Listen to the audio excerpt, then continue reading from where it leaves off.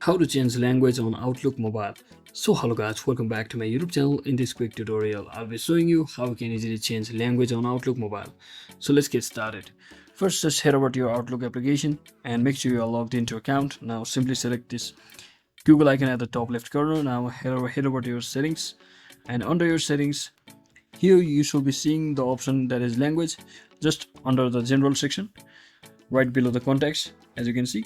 Now simply select it, and you can basically choose on to or switch on to any other language.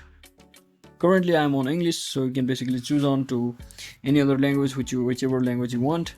So let's say I want to choose for Italiano, and once you select it you can automatically get the suggested language just like this, and simply head back and your language will be successfully set.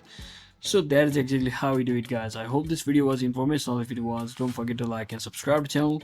See you on the next one.